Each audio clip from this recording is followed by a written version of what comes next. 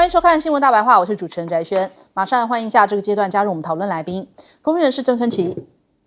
欢迎大家好，台大哲学系教授苑举正，翟轩好，各位观众朋友大家好，退役少将李正杰，翟轩好，各位观众大家好。聊糊涂了。好，我们马上来看一下哦，这个美股美元现在是不是真的是崩惨了？但是这个残局该怎么收拾？找个替罪羔羊啊，找一个这个对象来骂呀。川普很会这一套，所以他现在盯上谁，就说是鲍尔的错，千错万错就是鲍尔不降息的错哦。所以他讽刺鲍尔，就说你叫做 Mr. Too Late， 就太迟先生呐、就是说你再不降息的话，就会影响到这个经济哦。而且还说，如我所料，通膨几乎不存在，但是经济放缓的风险正在逼近，除非 Mr. Too Late 啊，一位彻底的失败者现在就降息哦，否则情势只会更糟。他自己倒是不说是自己的问题哦，就是说是别人的问题，不就是你开始的关税战，然后导致了现在目前的经济危机嘛？那我们看这个美股又再度遇到了黑色星期一啊，道琼工业指数下跌了900多点啊，收在38000点哦，然后包含了这个纳斯达克啊、S&P 500啊，全部通通都是下跌的情况哦，而且美元指数也是急速的下挫，现在一度还跌破了98关口哦。那这个截至目前为止呢，这个指数已经跌超过1%了。那甚至连这个微博热搜啊、百度热搜啊，都出现了美元跌麻了这样的一个词条。那华尔街日报也提，川普的关税引发资金的外逃，这可能会损及美国金融至尊地位。那现在看起来资本战争哦，这个借贷成本升高，还有资金外流哦，所以对于美元来说的话，就会持续走弱。6.6兆的美债也快要到期了，是不是也代表美国政府的一大危机？现在不止股市搭上了大怒神哦，连美国10年期公债的殖利率也搭了云霄飞车。近期更传出哦，是不是有中国大陆跟日本呢要到货美债的这样的一个市场传闻呐？那但是呢，这个我们看美国的财长贝森特，他说政府有足够能力可以应对任何潜在市场波动，比如说加大美债的回购力道。还有办法再回购吗？那另外这个现在反映出来，川普其实像热锅上的蚂蚁哦，但是呢，中国大陆是不理你，就继续哦，我该出的招有序的一张一张出招，一张一张出牌。那现在出哪一张牌呢？其实不止哦，中国大陆停买了美国的黄豆哦。美国的2大产品哦，比方像是棉花，这个也现在销量也是惨衰了哦，进口量惨衰了90%哦。今年的第一季哦，仅占去年同期的1%啊，出现了巨额的落差。还有呢，根据大陆的海关总署的数据显示，包含了液化天然气。已经连续7个月已经没有跟大陆没有跟美国购买了。小麦呢，3月进口量也已经归零了，所以哇，这个牌还很多张啊。那我们看这个纽时有一篇报道，他就讲说，美国的选民选择川普啊，其实一定程度上面呢，是因为他们想要一个敢于斗争的人。比方说呢，我们来看一下这个示意的画面哦。他说呢，因为川普很善于在镜头前呢挥舞拳头来作秀哦，但是这个秀发现越演越好像不如他的预期，因为呢，他只是一个作秀的人，在这场中美贸易战当中哦，他发现真的到了对决的擂台上面的时候，完全不是中国国家主席习近平的对手，不是中国的对手啊，所以现在看起来，他对于自己己方的杀伤力，甚至远远超过这个对手对于美国的杀伤力，就他自己伤了自己很多啦。那再来最新的关税出台之前，其实东南亚一项民调就发现如果被迫在中美之间2选1，这个东南亚大多数人会选择中国而不是选择美国。当地的民调也是首次出现这样的结果，因为美国太不可预测啦。还有这个经济的分析人士认为，目前贸易战对于中美都会造成毁灭性的后果，但是呢，就中美2国而言，美国出现经济衰退的这个几率是远远大于中国。中美贸易战可能会带给大陆经济不佳，那所以呢，这个北京现在已经让这个呼吁民众要奋起反抗，西方的这个压迫。那到底川普想的是什么？要击溃中国，还是到底是想要找习近平见上一面呢？另外，我们看一下现在中国大陆民间的一种声音哦，因为我们看其实美国在这一波的贸易战以来，为什么民间都是一个团结起来，然后愿意挺的力量呢？其实这一番话哦，这个广东女工的话哦，其实反映出来现在目前中国大陆人民的一种看法。我们来听一下。特朗普在搞贸易战，那么多人干什么？没有其他国的嘛，然后还有我们中国自己国内的，所以说影响肯定会有，但是总体来说还是撑得过去。要说自己一个人他有能力有技术的话，其实不用怕。像我们自己本身有点本事的，不会怕。对，不会怕，因为他们觉得我们人多，然后总是会过得去。而且之前其实中国大陆啊，就是跟美国来说的话，大家都有在储蓄啊，不像你美国是在花明天的钱呢。还有中国大陆的年轻人啊，有拍一段这个英文的影片在喊话，就说：中国不是你们美国的敌人哦，真正的敌人是你们的寡头啊！你们把钱都赚走了，但是却没有让美国变好。我们来再听听。For decades, your government and oligarchs won't ship your job to China, not for diplomacy, not for peace, but to exploit cheap labors. And in the process, they hollowed out your middle class, crushed your working class, and taught you to be proud, while they sold your future for profit. Bought yachts, private jets, and mansions with golf course driveways. They manipulate the market, dodge tax, and poured billions into endless wars. And you get stagnated wages, crippling healthcare costs, cheap dopamine, debt,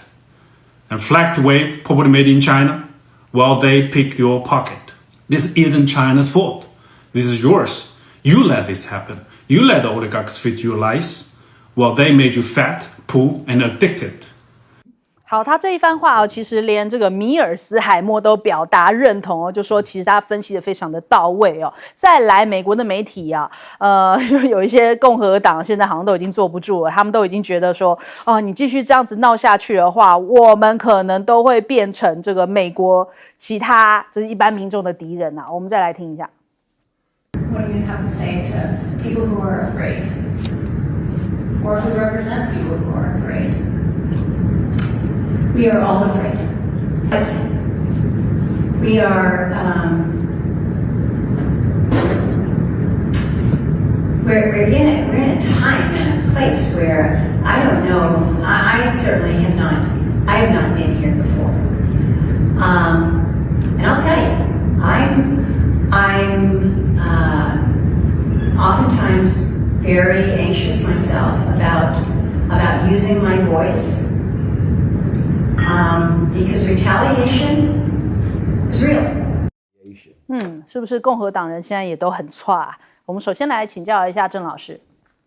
我先声明一下哈，我对美联储是没有什么好感啊，对他什么客观中立我是怀疑的。那抛开这个，就他们自己美国本身的斗争，特朗普是在做一个非常挑战过去传统。过去上面来讲，美联储是神圣不可侵犯。而且美联储这个一言九鼎啊，大家都得看他的脸色，看他每次发表，然后跟着来做各种各样的判断跟投资，没有人敢去挑战。以前比如说拜登，那他们就一搭一唱跟美联储，然后操作的非常厉害。川普真的是带有点挑衅性跟革命性，那他就去挑战，啊，搞得成搞不成不重要，他就放话说我要换掉你，然后你要听我的命令，我叫你降就降，你不降我们会完蛋。可是这个。就像他对中国一样，就算你这样干，你要私下偷偷的像拜登一样，他阴谋，他老兄大辣辣就下命指挥，那美联储怎么会吞得下去呢？重点，客观效果还没有出来，那个影响的大家都吓坏了。两个大人吵架，而且公开校正完了的时候，那脸书上那个脏话都飙出来了，那等于是彻底决裂。资本最敏感的，他们希望稳定，看到你这个定海神针，忽然间那个动摇起来。吓得要死，这不股票都大跌一场嘛？所以我是觉得说，川普实在是不是出了奇才了哈。那是好还是坏，我基本上是不评论。但他做了很多颠覆性的动作，特别是对美联储这个，从来这种行政系统是不敢去干预的，而且法律是保障美联储的主席是换不了的，总统都换不了。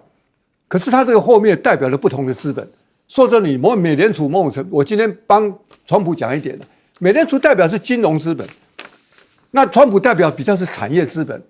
他要他降息啊，降息产业才能够活络，才能够生产啊。那你这个美联储这个利率那么高，那怎么办呢？可是美联储就是要跟他对着干，表面的理由说现在通膨怎么样通膨，我对于过去美联储发表的各种各样的理由，我都认为是编的啦啊，为了他们的政策，然后找一些所谓的专业数字。可是权力在他手上啊，那现在等于是两个火车再一次对撞。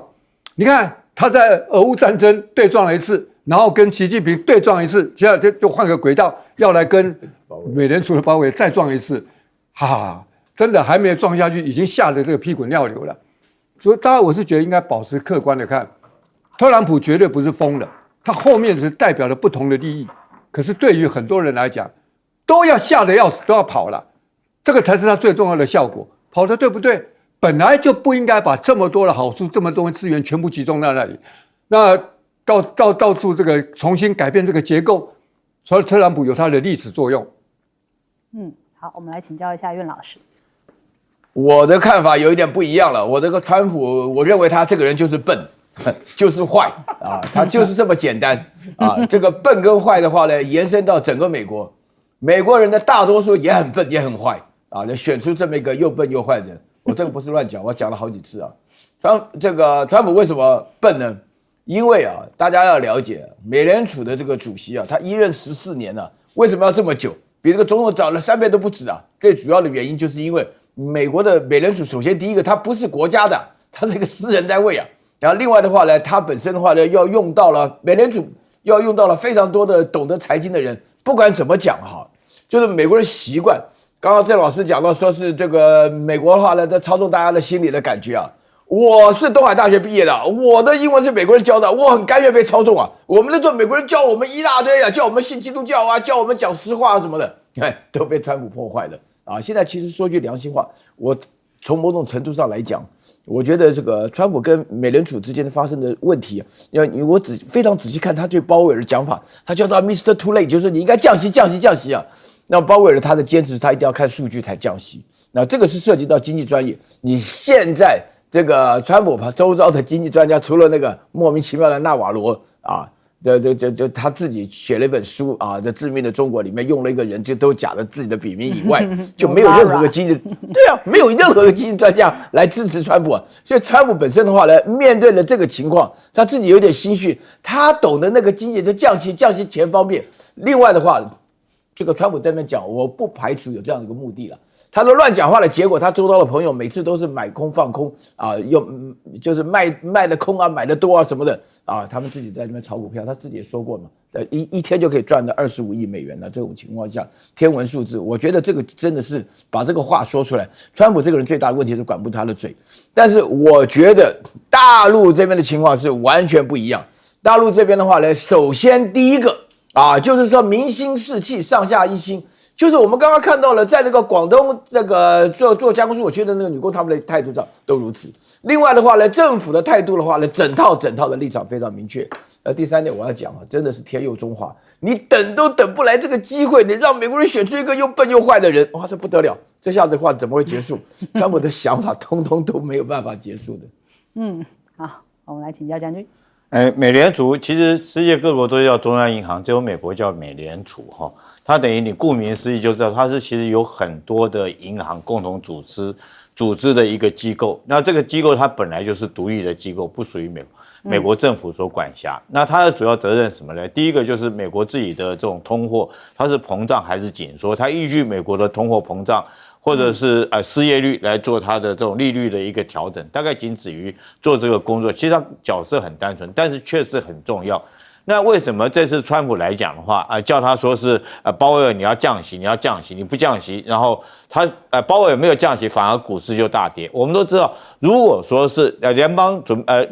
这个美联储它角色就扮演这样。如果说是这个经济衰退的时候，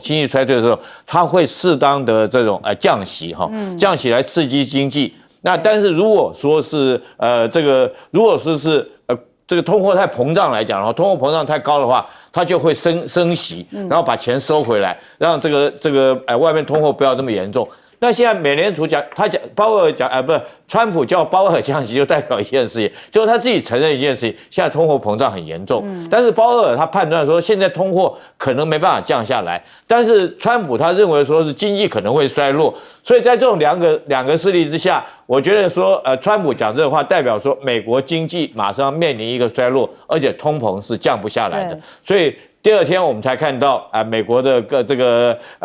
各项的股票指数降下来，但是我觉得股票指数降下来，对美国很多老百姓是无感的，因为美国老百姓买股票的不多，大概只有50%，而且在50%买股票里面，有12%的人买了88%的股票，都是有钱人在买的。但是有一件事情对老百姓真的有感，对美国真的政府有感，他怕的是美债下跌。我特别要讲我记得我们小时候，这个到现在为止都是这个道理啊，就是你去投资人生涯理财，大概年轻的时候会叫你说，股票你买70%，债券你买30%，所以你可以多冲一点，因为你还人生就算股票跌了，你还有机会重来，对不对哈？但像我们这种年纪的话，你去这个银行理财专家都会跟你讲，你这种年纪了，你债券要保持70%，股票你用30%就好了，你要保本。可见的债券本来就是比较稳定的一种投资政策，尤其是美元也是一样。为什么？你看我们以前这个逃难的时候很多人都是不是带黄金就是带美元，因为他是认为它保值好。那现在如果说美债下跌，代表说是大家对这个美国来讲的话，整个金融机构就不再有信心，尤其是这次来讲，说是美债殖利率升高，殖利率升高就代表是债券价格下跌嘛，因为债券价格是固定的。那他如果说债券价格下跌，他当初给你的利率是这么多，当然殖利率感觉上就会升高。但现在问题是什么地方？是今年6月份你就有6.3兆的这种债券要到期，你美国要去买新债，要去借新债来还这些旧债，不然你就破产了。就像是我借给苑老师，对不对？10万块钱，我答应说下个月还他，结果到下个月来讲的话，就我还去跟别人借10万块，别人看到我急，他就说那我这样好了，我借你10万块没问题，可是我的利息要到10%的利息。大家要知道，如果说是殖利率美国国债殖利率都要4%以上的话，那你想想看，银行一般给企业贷款那个利率会到多少？可能是7%以上那如果说这个我们一般民众去用信用卡的话，那搞不好10%以上那民众哪受得了？美国尤其是不管房贷或购物来讲，他们习惯用信用卡，我觉得对美国民众来讲的话，这才是真正让他们感到痛的地方。郑老师要补两句。习近平今天能够跟川普对着干，就是他国家机器，中央银行听他的。川普多么羡慕中国美联储不听他的，那两边打起来都不对等所以我是觉得是，你换个角度，他多么的急这个说明制度的优越性。好，我们先休息一下，广告之后马上回来。川普现在也对于哈佛杠上了，就是连精英人士他都已经要这个无条件的这样子，在无差别的下手。那我们看看这个对于哈佛下重手是要撤掉10亿美元的研究经费知情人士是讲说川普政府和哈佛大学针锋相对美国的官员原本认为呢，他们4月11号交给哈佛那一份庞大的要求清单是为双方开启谈判的保密起点。不过哈佛不吃这一套哈佛就把这个信公诸于世。那美国政府就非常生气因此不断升高打算撤销哈佛10亿美元医疗卫生研究经费的这样的一个做法呢。那所以哈佛现在打算要提告，说这是干涉学术自由那我们还看到有一些这个专家或者是学者或者是政界人士都为此跳出来公开指责川普。比方说像是这个马萨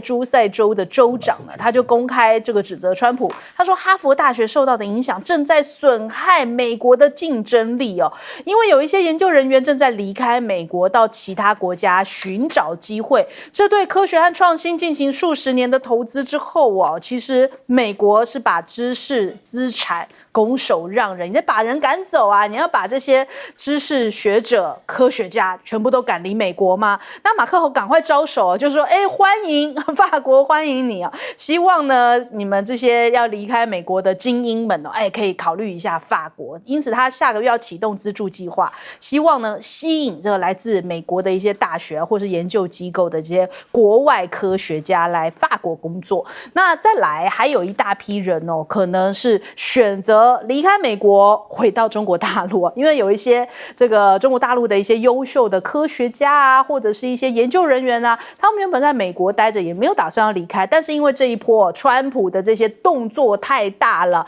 所以你看像是这个核物理学家刘畅，然后美国国家工程院的院士陈护东，还有美国苹果公司总部的原首席工程师孔龙，这些多位这个在全球科技界都享有影响力的华裔科学家现在打算要回到中国大陆的大学或是科研机构前几天有看到这个消息就2018年5月到2023年6月，曾经担任这个美国科学部顶尖实验室的科学家伊守亮呢，他已经离开了美国，回到中国大陆了。那今年3月开始担任四川大学的海纳特聘教授那还有这个 Nature 那个自然杂志，他民调统计了一下他问了一下美国的科研人员就说有没有考虑要离开美国，竟然有超过75%是要离开的哟。那相当于这大概有1600多人这样那么大的密度的科学家要出现这个离开潮离美潮所以这个美国是不是真的是在削减科学家愿意留在美国的一个意愿呢？那中国大陆的海归潮在加一半导体龙头的老董这个创办人中维公司的创办人尹志尧，他已经放弃了美国国籍，也恢复了中国国籍，准备这个海归潮加一那南华早报就讲这个其实他改国籍呢，这是当前中美科技战升级的背景之下半导体产业链日益分裂的最新迹象，你必须选边站。那当然很多人会选择我回到我的祖国去嘛。那还有我们看看这个英国驻外记者有讲了一番话，就说发现现在这个19世纪的概念好像美国还在那边提，但是中国大陆已经想的是21世纪的问题了。我们来听听。The trade war is an outdated concept. China is going ahead so fast with artificial intelligence, new generations of chips, all the plans and projects for a new 21st century economy. Western journalists, a tour recently of a Huawei plant in eastern China that is like a technology campus that any Silicon Valley king would die for. They talk about the 21st century economy. They are not talking about tariffs and borders and migration and sovereignty. These are to them, these are 19th century power concepts. 所以现在还有一些美国的研究报告显示说中国机构正在主导全球的晶片研究，这是环球网的一个报道。他说这个是美国最新的研究显示现在中国的研究人员已经加紧努力进行大量的基础研究，目前在晶片设计跟制造研究领域都处于世界的领先地位。连 Google 的前执行长施密特都讲，如果美国继续延续现在的政策，恐怕会在科技战上面败给中国。另外还有一些独立分析师讲说，其实川普现在对于这个晶片的种种限制一旦中国加倍努力开发自己的尖端 AI 晶片，而且开始销往世界各地一旦供应链出现了变化美国你要再夺回市场是非常困难的。而且现在 H20 晶片美国禁止辉达卖给中国大陆嘛，大陆的媒体都讲现在华为要来补这空档了，升腾920下半年就要发布那这就是要弥补辉达 H20 的空白，所以难怪黄仁勋这么急要急着去北京一趟我们来请教一下苑老师。这个我觉得这个 Eric Schmidt 是原来 Google 的 CEO 他讲话的时候我都非常注意他前后讲过4次。第一次他认为说中国差美国很近了，3到5年；第二次的话呢变成2到3年，然后第3次的话呢，前不久他讲6个月，现在他讲的话，美国极有可能在科技上的这个层次会输掉那因为这里头的话呢，刚我跟大家稍微介绍一下这个迈克尔这个英国的记者，他为什么提出这个未来的科技跟19世纪的这种概念他讲的19世纪概念的话呢，就是什么关税、边界、移民这些概念的话呢，大家都会觉得有一种宿命论的想法，就是你不到发达国家的话呢，你就没有机会发展。这个其实也是我小的时候的一个基本上的一个理念就大家都读书嘛，来台大去美国，就是很自然的想法，就觉得美国生活条条件非常好啊。那么这个里头的话呢，就是讲到这一次的话呢，我到了河南安阳啊，去参观的甲骨文的同时，它是甲骨文与这个人工智能啊，我们这边叫人工智慧的一个结合，就是大型语言系统啊。那个时候呢，我就感觉到在大陆现在的话呢，它有3个趋势是非常重要的。第一个趋势呢，就是所有的科技人才呢，在发展的过程当中呢，他们一定要最新的、最专的，而且最前沿的啊，因为他们是用国家的力量来推动这个新的科技的发展，这个很少有。这个刚刚郑老师强调，这是制度上的优越，我们没有话讲。那第二点的话呢，就是说是所有的这个年轻人，他们在选择上来讲，都会觉得要想尽办法要配合国家的政策。我这边并不是在讲别的，我觉得大陆的年轻人搞不好比老年人更爱国。啊，我感觉上这样子，实际上也是这样子。然后第3点，我觉得最重要的是，就是你这边提到了，就是很多人的话呢，会感觉到所谓的科研人才啊，我必须要强调一句话，因为我从小就是在这种台湾，就是台大一直帮这个美国训练人才，然后到了美国读这个研究所嘛，包含我们郑老师在内，也在哈佛大学读书啊。那这种情况下的话呢，那个大家都会觉得说，我们喜欢美国的那个时候呢，会觉得美国生活的条件好啊。但是如果说美国现在生活条件不好，如果美国的科研单位不好，那我觉得那个川普，我刚刚讲对他稍微批判严厉一点，但是我觉得他比我想象中啊还要笨，还要坏。为什么呢？因为美国最强的2个，一个就是美元嘛，对不对？美国可以乱印钱了，没有人有这个资格，美国有这个铸币权啊。所以呢，你任何问题的，所以说那个贝森特才讲啊，我们大不了就再印一点钞票，把这个债买回来嘛。所以他讲这句话的同时，就表示这个美国最强。但美国另外一个比美元更强的是美国的高等教育啊。大家知道美国的高等教育啊，像我弟弟也是在美国读书的，他读的是常春藤的学校啊。那我到那个学校到 Dartmouth 去看他的时候啊，我就由衷的佩服啊，就是美国为了高等教育的时候，他不惜花多少钱，把全世界人才都吸引过来啊。所以说那个时候有很多人讲说，美国成功的因素是在 H1B 啊，就是美国把好的人才留下来工作的签证。那这个是美国是一整套的。那现在川普第一个打败了美元，让美元下滑。然后第二个的话，哈佛大学我看是有史以来第一次告了他好几条啊。基本上的话呢，他干涉人家的这个大学里的教育，这个基本上算是违宪了。那这样还得了？好，请教郑老师。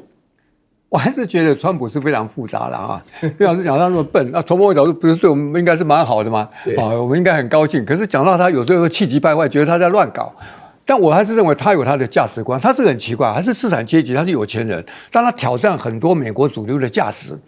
那哈佛大学不得了啊，大家都知道那个是精英意识形态的最顶端，我是那个学校出来的，看到自己母校被挑战，我是蛮高兴的。为什么？从某种角度，你看他这个拿着权力就削减那些什么各种各样的开发总署啦、教育部，他现在是拿了钱，对于这个私立学校没办法，他就用补助来削减它。但是因为挑战的是，他要教他们怎么样把价值观，比如说多元包容，这个公平，他说这个东西不行啊。那哈佛大学号称学术自由的殿堂，独立这个怎么可能受？而且面子也挂不住，就跟他杠起来了。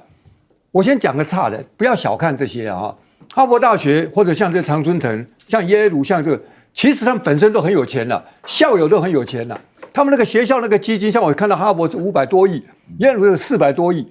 你川普现在搞他扣他钱，那他们怎么办？他们又开始抛售，因为他们那个基金的钱也拿去投资啊，参加很多私募基金，然后就一看不得了，他就抛售，准备跟他硬着干。所以一方面他们当然是跟他对抗啊，就提告诉，然后不让步，因为这不能让啊。另外一个东西是这个东西会产生的延伸的效果啊，就这个互相之间到底最后到法院会怎么判？学术自由跟他认为你教的一些价值观，你这个教育领域是败坏的，这个他让他们去争，可是客观效果就跟刚刚一样，他跟美联储一争，他的资本就吓坏了。他现在一争，很多科学家、很多精英就受不了了，觉得学术环境不安定，觉得不安全，特别是外来的，他说觉得你们这些人其心必异，那甚至可能会被监察，所以大家就开始跑。那这个地方我的感觉是很复杂了。我是40年前就下定决心要回来了，并不想留在那里。严格讲，全世界的精英都被美国人吸走了。他们是捡了很多便宜啊，人家母国辛辛苦苦把这个精英培养好，他就坐享其成。那这些人有时候还帮美国人发展各种各样回来打压这个全世界。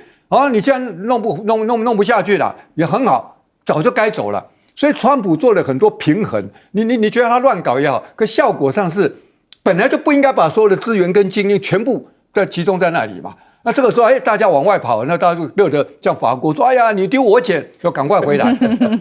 但是很重要一点哦，要不是像刚刚苑老师讲，中国大陆有一群勤勤恳恳的死守在那里了，把那个地方发展起来，就形成力量，形成可以跟川普挑战。那要不然这个结构是不会变的嘛。美国今天受到这样的威胁，是中国太多人。你看，他们很多全世界的 AI 人工智能里面都是华人啊，不是美国的华人，就是中国大陆就是华人、台湾华人，这是很讽刺的。可是这人家在中国大陆，包括最近的 DeepSeek， 都是本土的，他们没有因为这样就背离自己的祖国，才产生这样的力量，产生这个客观的作用。所以有时候要看啊，这个我是觉得说，从总体来讲啊，川普这个东西是个非常复杂的，但我们当然欢迎啊。这个有人，我不晓得有没有会回台湾了啊，这个也是欢迎。但是这种讲是一个非常世纪性的，他在挑战，包括跟哈佛教育的独立跟所谓的行政权的介入，那到底将来会如何呢？实在是拭目以待。好，请教将军。美国现在之所以成为世界的霸权啊，跟个流氓一样，到处去欺负其他的国家，我想有几个原因。第一个，它的军工业哈，因为它的美军势力很强大。那第二个，它的原来制造业很强哈。第三个，它的金融业。第四个当然就是它的科技很强大哈，大概靠着这几项，它才能够维持这个它在全球的霸权，到处欺负人。但我们现在就这几项来看，第一个军工业，我们现在看出来，这个中国大概慢慢已经赶上美国了，尤其是说在这关税战里面，中国管制这个中重稀土管制出口，对美国的这种飞机 F-35、F-47或者它的潜舰或者军舰制造，就会造成致命性的打击。那制造业，大家应该都很清楚啊，这是所以会有关税战，就是川普希望把制造业移回美国嘛。那相对的，就是他的制造业已经都跑到国外去了哈。对，他要能够维持他的霸权，当然第一个就是美元跟他的这种金融以及这个服务。可是金融跟服务这次我们讨论很多了哈，看得出来美元现在已经在走下坡了，然后美债也是面临36兆这么大一个庞大一个美债的关口，然后川普自己还这样乱干，所以我们已经看到，包括美股、美债、美元都在持续往下坡。那最后一个科技来讲的话，我觉得川普自己真的是在这个制作孽不可活哈。从几件科技来讲，第一个讲究是人才嘛，那你现在是不是在自己毁灭自己的人才？将这些人才来讲，全世界各国人才原来都到你美国去了，现在这优秀的人哈，这个像我们小时候读书读得好的人啊，像岳教授都到美国去念书了，那像我们不会读书的就留在台湾读军校，到美国，那这些都是人才。那你现在把这些人才赶出来，那第二个来讲的话，要培养科技，还有第二个是钱，就人跟钱。那你现在看到这个，你现在限制这个辉达 NVIDIA 来讲的话，限制 H20不让它卖到中国去，逼着中国自己这个中芯国际自己生产这些晶片，到最后你连钱也没有，反而中国来讲有人才有钱。我觉得在科技业很快的可以看到一个分水岭，也就是说美国慢慢在科技业也会走下坡了。好，我们先休息一下，广告之后马上回来。好，我们来关注一下哦。昨天大家看到了梵蒂冈的教宗方济各逝世的消息哦，享寿88岁，而且他在遗嘱当中有指定长眠地哦，表明这个墓穴要朴实不加装饰哦，而且要刻上他的拉丁文教宗名。那另外呢，我们看看，其实就在他这个逝世的前几天，竟然有这一段画面哦，就是在哥伦比亚这个北桑坦德省的一尊圣母玛利亚雕像竟然被拍到了流泪的画面哦，也让大家就是这段画面在网络上面疯传，所以网友在讲说应该是悲伤圣母感受到痛苦，所以她哭泣。而且如今随着方济各去世不少人认为说这个圣母像之所以会落泪可能是预示着教宗可能要不久于人世啊。那再来我们看看这个川普也发文悼念就说愿他安息，也会跟妻子一起去参加葬礼但是川普跟方济各其实大家都知道在川普第一任的时候他们是一直就已经埋下了不对盘的种子来看一下这个方济各生前其实对于川普的政策都有一些维持尤其是不满川普在第一任的时候用不堪的字眼辱骂移民哦，惊动他出面来谴责川普的移民政策是不道德、违背天主教价值哦。结果那时候川普还反酸他哦，就说如果梵蒂冈遭到 ISIS 袭击的时候，教宗就会希望总统是川普啊，讲了这一番话，所以两个人其实当时心里面都有一些这种心结哦。那再来，川普跟方济各只见过一次面，在2017年的时候在梵蒂冈见面，双方虽然表面上相互的互动是蛮热络的，可是多年来两边存在多次政治跟价值观上面的冲突。那方济各呢，曾经有讲一番话，他是呼吁说不要害怕中国的崛起哦。他在担任罗马天主教这个教宗的12年期间，那他有多次表达对于中国的热爱和祝福哦。那他其实在2016年的时候甚至还有提到说，中国一直是一个伟大的参照，不仅是一个伟大的国家也是一个伟大的文化，有着无穷的智慧啊。他还回忆就是在2014年从罗马飞往韩国的途中得知自己将要飞越中国领空，并且向中方发电问候时，他其实那时候很感动就说非常激动这片文化和智慧的伟大聚集地，他要从上方这样子等于说看到从领空上面看到中国大陆的领土他觉得非常的激动，还有这样的一个记录。那另外呢，他也提到中国的发展跟开放会对世界带来哪些挑战？人家这样问他说其实不会。他说每个人都拥有找到共存之道、相互尊重和欣赏之道的能力。毫无疑问，中国有如此丰富的文化、如此丰富的智慧以及如此丰富的技术是永远不可能被封闭在一国之内这一番话真的川普应该要来听一听。而且现在川普的做法真的是连他过去的一些盟友啊，或者是说盟国啊，现在开始都好像纷纷的倒戈了。比方说加拿大现在有一些声音比方说加拿大的议员讲到川普的时候也是语带讽刺我们来看看。Well, Donald Trump, I'm going to say this once and I might never say it again. I want to thank you.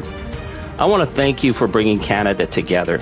It took such a malignant, narcissistic slug like you to make us put aside all of our differences, all our regional fights, all of our concerns with each other, and realize that we actually had to stand up for something better, which is standing up for the rule of law, standing up for democracy, standing up for decency. And we know that we're on your border and it freaks you out because you and your incel gang are so freaked out about diversity, equity, inclusion. 好，另外一个就是有阿根廷版川普的米雷伊那他也被称为是 MAGA 宇宙的巨星因为他过去都是非常挺川普，但现在开始唱起反调了。本来他是反中的但是现在呢，他讲这个在贸易方面他讲说反其道而行，不断的放宽关税跟进口的限制而且呢，还是跟中国大陆之间的这种商品贸易在不断增加当中。它近期取消了像是电子产品的进口商必须要证明产品安全性的要求，也取消了对于轮胎、水泥、电梯这些产品的进口限制今年2月的阿根廷进口额增长了40%以上，达到60亿美元。那这个中国大陆的商品也是这个翻倍的这样的进口额的增长所以他们有一些进口商就在讲说，哎呀，这果然面对现实的时候，叫做中国制造真香那还有呢，德国的商界就提到了，没有北京可是不行德国的经济还在危机当中所以德国的一些资方代表就公开告知政界希望能够影响到他们政界的一些决策，就说绝对不能够放弃中国大陆的市场。那首先我们来请教一下苑老师。我是天主教大学毕业的，我在那边住了10几年，在比利时这个我的大学就是鲁汶天主教大学今年刚好600年。然后这个教宗这个方济各过世我们都很难过我先介绍一下方济各的话呢，他有3点非常非常特别第一点的话呢，就是现在天主教的情况如果大家了解一下的话呢，天主教的信徒是在所有基督教当中，因为基督教美国有各式各样的教派，但是如果说你把整个天主教徒当中当成一个比较明显的教派的话呢，它是最大的就基督徒当中最多的包含了我们这个前副总统的话呢，他基本上的话呢也是这个天主教徒。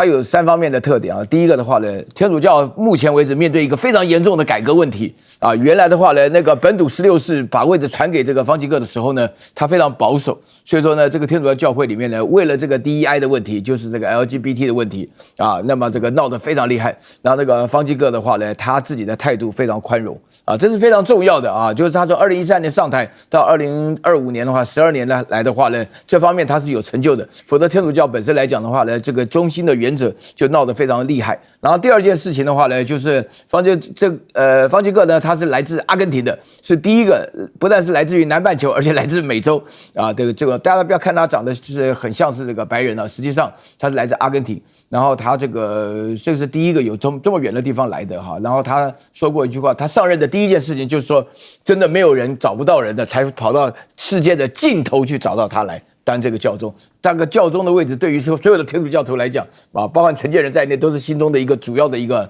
信仰的来源的啊。这个是大家都知道这个基督教历史。然后第3个的话呢，就是方济各呢，他们致力于改善梵蒂冈跟中国的关系。啊，那一直不断，因为我在留学的时候啊，中国的天主教会的话呢，产生有这个表面上的爱国教会，跟这个私底下的话呢，就是地下教会，种种的方式，他们定了很多条约，大家可以了解这段历史。那方济各的话呢，始终坚守这个原则，这个原则是什么呢？就是我们到台北到今天的话呢，就是没有梵蒂冈的大使，但是有一个特派员啊，就维持这个关系。那这个其实讲起来很复杂。那么天主教本身来发展的立场的话呢，我这边顺便要提一下。当初方济各批评川普的时候，那是因为川普讲说美国的这个非法移民啊，都是来自于这个中南美洲啊，这些粪坑的国家。那这些国家通通是天主教徒啊，那教宗当然要讲话了。就是你不可以这样说人家的国家是粪坑。那个川普那个讲话更过分了啊！他说什么？他说我们希望挪威这种人多来移民。少让那些粪坑国家到我们这边来卖什么毒品啊，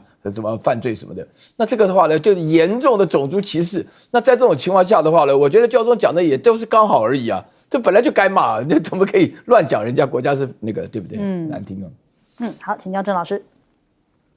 我们年轻的时候，这种教宗过世是非常惊天动地的事情，整个台湾社会会关注很久。那包括到最后教宗选出来，大家好像才放假也可以。但这几年世界太乱了，然后尤其最近川普搞得大家鸡飞狗跳。那么这位教宗其实是非常不错、非常独特的。刚刚那个岳老师已经不过刚刚提到那个圣母流眼泪啊，我这2天也看到，也是属于预言型的啊。就他们在1399年就有一位爱尔兰的这个主教到了梵蒂冈的时候，他忽然间看到很多异象，然后就写了一本这个预言书，预言了未来112位，他当然用各种象征啊的。那听说下一个是最后，这个是最后倒数一个，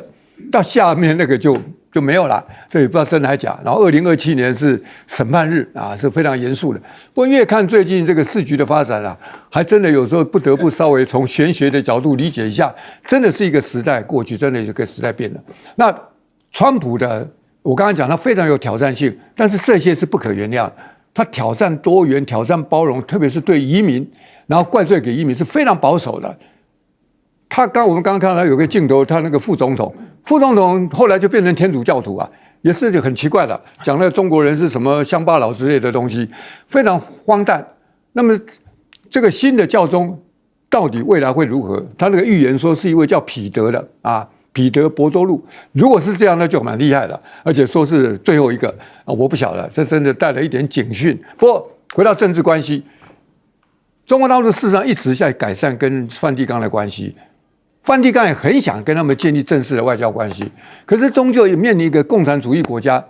天主教徒跟共产主义之间是很难相容的。但是表面上没有办法正式的这个建邦交，可是越来越关系是相对是越来越好。台湾其实一直担心梵蒂冈会不会有一天忽然间断交啊，这是一个很重要的问题，因为梵蒂冈的国家很小，但是象征性、重要性啊不得了了。那台湾在欧洲现在基本上就只剩下梵蒂冈。另外呢，刚刚提到说，像那个米莱啊，或者台湾就翻译米莱，他本来是川粉啦，他到处讲说我是川粉的头号民啊，都要学川普。一开始的时候也是，他跑到美国去当选的时候，川普不太甩他，然后一开始跟着川普是修理中国的啊，那对着中国很坏。可是后来发现苗头不对哦，尤其他发现很多现实的经济关系、贸易关系是需要跟中国好好合作的，所以最近他就没有跟川普同调了，他自己走他自己的路。我是觉得这个是都反映了中国在整个全世界的关系都在变化。那刚才提到加拿大那个议员，那个是讲的很难听的，连鼻涕虫都讲出来，是咬牙切齿啊。但是这个加拿大也是活在中美两个国家之间。美国人或者川普天天要把它搞成51一州，他们当然觉得很没面子，所以气喷喷的。感谢你促使我们团结。他们新上任这个总理也是很贼啊，一方面跟这个川普对抗，结果呢，中国大陆就好好的跟他们签了大的订单，天然气、石油，几千亿签下去，一翻脸就开始骂起中国来了。我说这些家伙有时候也是非常投机的啊，纵横当然每个国家有他们自己的最大的利益的考虑，可是从一个中国的发展，对这些有时候不得不在这个夹缝里面，到底过这各种各样的交易，很多就是翻脸就不认人了。欧洲国家包括意大利，包括很多签了一个好处，拿到之后就翻脸。所以这次加拿大也许这个月选举过了之后，他这个选票弄到了，有时候要表现一点强硬嘛。长期在这个反共的这个情况之下，不能对中国太好，所以他捞了实的，然后表面抗议，说不定屁股稳了之后，如果继续连任，可能又会变化，这就是世局变幻莫测。好，请教将军。这个米莱当然他是所谓的川粉了号称南美洲的川普，但是现在来讲的话，川普在那边大打关税战，他反而开放关税，跟川普是反其道而行。为什么会这样？因为阿根廷本来就是一个经济很落后的国家，它的披索来讲的话，通货膨胀非常严重，它的披索根本就没有人要。那现在只有一个国家愿意帮助他，就是中国跟他做本币交换，你东西不值钱，那我用人民币来跟你交换。所以说我人民币给你的东西，然后这个我买你的这些农产品，然后同时我也把我的东西卖给你，那你可以用我当初跟你买的人民币回头来跟我买，所以就变成本币交换。那为什么米莱要这样做？其实他虽然说号称这个川粉，可是他跟川普有一点最大的不同，就川普不再选举了，他就这一任做完他又不做，他可以乱搞乱干，但是米莱还想连任所以米莱必须要顾虑到民情。民情就是什么？就是人民就是现在最需要就是物美价廉的这种货品嘛，我生活必须要用的东西我必须要有，跟美国不一样嘛。川普这样在关税大棒乱干之后，就变成美国老百姓自己买不到这种物廉价美的东西，甚至有些东西通货膨胀更严重。那米莱就看中这一点他这个从中国进口很多降低关税，从中国进口很多东西，提供他们这个老百姓物美价廉的东西，当然对他来讲的话，对有助于他竞选下一任的连任。所以我们知道说政治来讲的话，其实很现实的，你跟老百姓密切相关的，这才是一个好的一个政策，而不是光靠一个意识形态你就要来治国。那我讲到方济各其实方济各是最亲中的一个这种这个教宗了但是方济各让人家印象其实他是非常的亲民，而且我觉得我对他的印象，虽然我不是天主教徒，可是我对他来讲，他有很多的这种政策让人家觉得说是他很同情这个贫苦或者是弱小的民众尤其是说他反对移民。这个，因为他认为移民都是很贫苦的，所以也因为移民的政策跟川普杠起来，因为他觉得说你不要这样欺负那些移民嘛。第二个，他是反战的他反战，我记得他讲的最有名的一句话，他就很诚实的，这俄乌战争他讲一句话，他说泽伦斯基你要有举白旗的勇气所以我觉得方济各那时候就看得出来，你这场仗继续打下去，你没有赢的希望。那你没有赢的希望，你到最后只有让乌克兰的这种老百姓这个枉死在战场，只有把老百姓打得越苦越穷越贫。那这种状况下，你要有这种勇气，这宣告投降。可是那时候泽伦斯基当然这种话，不管是泽伦斯基或当时的拜登是听不进去。可是我们回想他讲这句话，再看看现在这个时候。